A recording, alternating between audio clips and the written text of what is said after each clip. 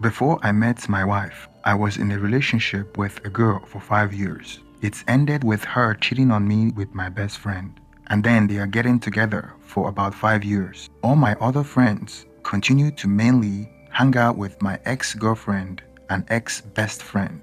So I felt like trash that everyone threw away. I wasn't in a great place when I met my wife, and I'm sure that contributed to my stay, even when I could tell that something was off. I cut my friends out for about 10 years. Now I see one of them, but just at social gatherings that involve mutual friends of ours, none of which were from the original group. Not sure about my ex-best friend, but things turn out terrible for my ex. She's very unhappily married with one child.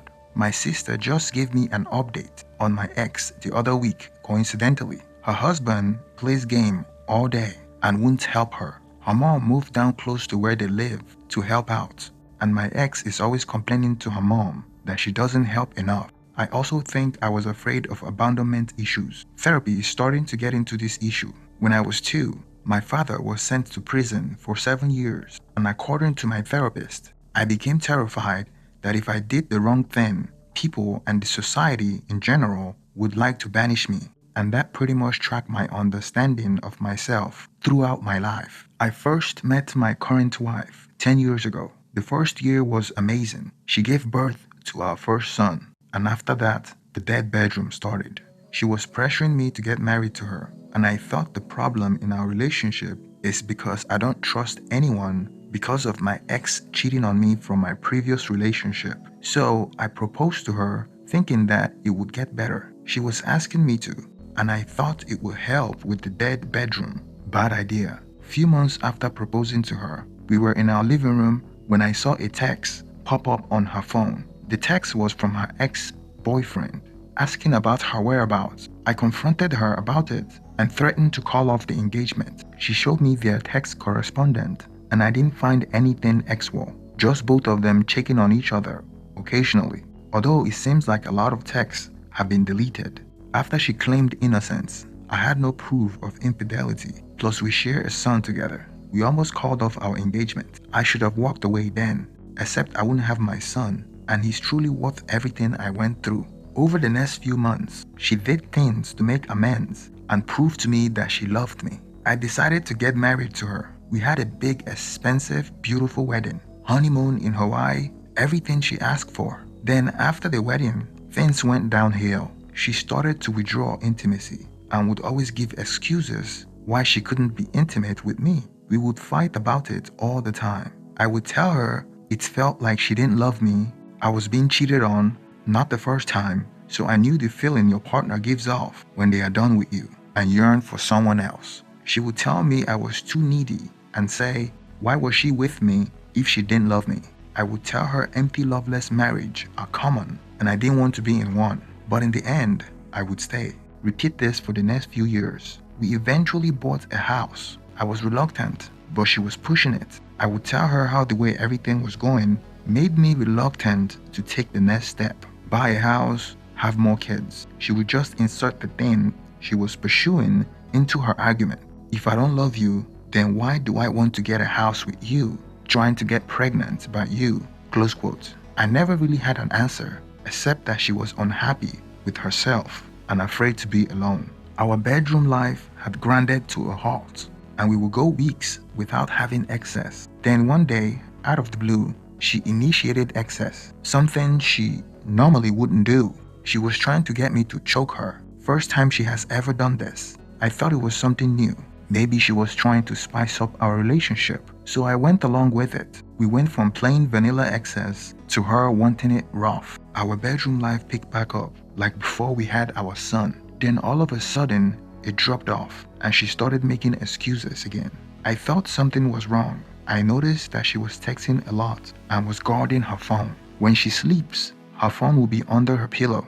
Realizing that she was hiding something from me, I snatched her phone out of her hand when she was texting and ran over to my friend's house next door, and she ran after me screaming for me to give her phone back to her. I shut the door in my friend's house and videoed all her text messages with my phone. I am glad I have the video, but I regret reading a lot of it. Turns out that she was having a full-blown affair with someone she knew in high school and recently went out of state for a few months, which was why she started initiating excess with me. I returned with my friend as a witness and told her to leave our house, and she did without incident. The text I read was so graphic that they run across my eyelids all night. Now, when I try to sleep, she was so enthusiastic. I am okay with it being over. It was a terrible marriage, but the way it ended is a walking nightmare. I always felt like a placeholder, just waiting for some guy that's actually lit the fire to just come and casually take her. And that's exactly what happened. In the meantime, I was building a life for her, but she just used what I built like a ladder for herself. Super cold, but looking back, all the signs were there. I will be able to apply this lesson to my next relationship, which is good, but I will never marry again. Don't want any more children than what I currently have. So she definitely took all that away from me forever. When I think of my son and how terrible it all was, I feel strong. But when I'm alone, especially at night, my mind keeps imagining the two of them together. As much as I try to push it out, I can't seem to.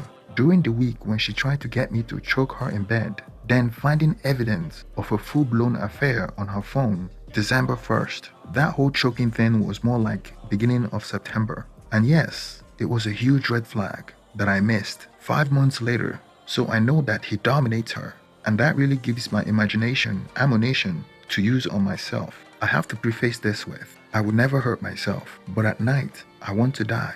I know in the end, all three of us will be better off from the divorce, but it's really hard right now. It all happened at the beginning of December. I immediately told her to leave when I found everything. Update: it is almost impossible to push away, especially at night all alone. The first time so far that those thoughts entered my mind, and I was truly able to say and feel like who gives a F in a healthy way, was the day I posted my story in the dead bedroom sub. That was definitely the motivation behind me stumbling into this sub and posting. I have been struggling again over the past few days. A lot of it has to do with the settlement. I am working on getting her to sign it and agree, so I am placating to her. This includes FaceTime calls that are supposed to be about the parents, not with her having access to him, where we basically act like family again. I have put in boundaries for the FaceTime calls now. My sister administers the phone when my son is with me, but the ones that are the other way around still end up like I described. It takes a lot out of me to put up with that act and then feel zero self-respect when it is done. She could take me to the cleaners if she wants, but has told me she had no intention of it and will sign off on all the marital assets that are mine. I feel stuck until she sings. I have hired a lawyer and we have started the process of drawing up the settlement. Update: yeah, I will be shooting for no contact with my ex. She is continuing to F with me and can't be trusted to even be appropriate and respectful during the FaceTime calls we are making once a night, so we can each have contact with him every night. The other night she called, and when I saw the screen, she was all done with makeup, and I heard a deep voice at her new apartment. I agreed not bad-mouthing her, just going for no contact. Paternity test, check. STD test, check.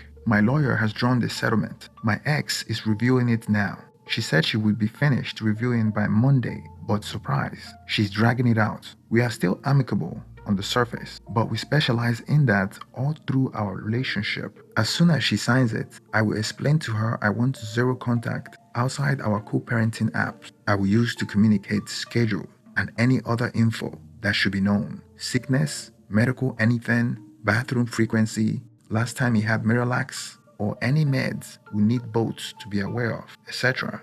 I started therapy and joined a gym. The gym is going great. Therapy is off a bumpy start. The first therapist I went to, I didn't like. The second is way too expensive, but I did like. The second also has appointments like once a month, so I am going to keep going, but also look for another soon. My relationship with my son has transformed in a very positive way. I know later on I will have to return to being more of an authoritarian, but right now he's 3 and he and I are best buddies. I put so much more effort in everything, feeling pretty hopeful, definitely having a very dark moment every single day still. My ex got drunk one night and tried texting me. I didn't even acknowledge the text. I have my sister helping me to handle all communication with my ex for now. So her desperate text just sat at the bottom of our text log, front and center, for a couple of weeks. I did text her myself regarding the separation agreement. So now it's no longer just sitting there. It was a picture of her crying, and she texted me the word baby after it. It effed me a little, but now it feels good that I know she had at least an effing moment of regret, because she had never expressed any regret or apologized to me. I showed my friends her text, and it confused a lot of them. Sitting in bed one night, I had a revelation about the picture she sent. That was not the first picture she took of herself crying that night. She's obsessed with pictures on Instagram and on Facebook and how everything looks instead of the actual substance of anything. The reason I put crying in quotes, and it was so confusing to everyone, is that probably the first picture she took was her actually crying. I am sure she decided that one was not okay to send. So she probably sent like the 20th attempt, which at that point, she's just posing sad, but trying to look alluring. She's a sick person, just broken inside. Things are looking pretty good right now, but that could change if she tries to change too much in the separation agreement. Fingers crossed. It's hard to believe I live in a place where she can go and pull this SHT like having an affair, and yet she's the one that gets to decide how she can take me to the cleaners. I highly doubt I will ever allow myself to get married unless I relocate to Saudi Arabia. Their punishment for adultery is pretty severe. Winking face. I already threw her out as soon as I found everything. She agreed to leave and walk away from all the marital assets. We are sharing 50-50 custody, and I have hired a lawyer who's working on drawing up the settlement. I am about to call the lawyer to check in now. Here we get the settlement signed. I intend to make sure her entire family knows what she had done. Update. We just finished signing the last of the divorce paperwork. I kept all the assets that were mine, bought her out of the house, and we're sharing 50-50 custody of my son. I am far more engaged with my son every moment I am with him, and with almost every aspect of my life in general. Been keeping my promise to myself to hit the gym. I have abs again, visible abs, and after 2 therapists that didn't fit, I found one that is helping me navigate the mess that is life. My sister and mom moved in to help me keep my house for my son. That presents some challenges, honestly, but with the help from therapy, navigating those challenges is not as bad at all. They both loved me and my son, so I just need to work on the way I approach any problems we have as a household, and problems become way more feasible and not so extreme.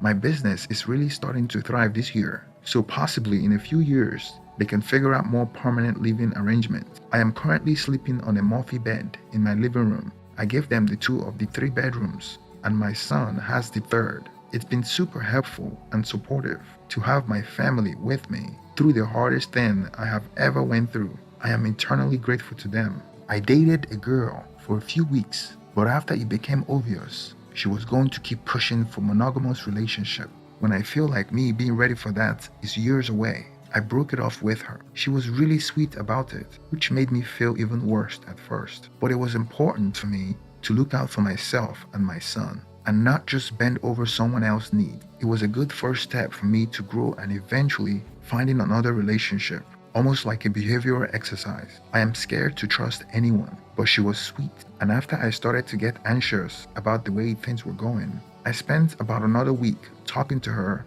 and then broke it off based on what I thought was best for me. So it feels like progress. Here is the text message I received from her. I know I kept my text very short with no emotion last night, thinking that was good enough for my half, but it isn't. I wish I could say I was surprised, but unfortunately I am not. A woman's intuition is never wrong. I respect you for not wanting to drag me along if you're not really ready for it. As much as I do respect that, I gotta say it's definitely frustrating. I think after this separation and divorce process, you didn't expect to hit it off with someone so soon. That text you sent, I know, has nothing to do with me.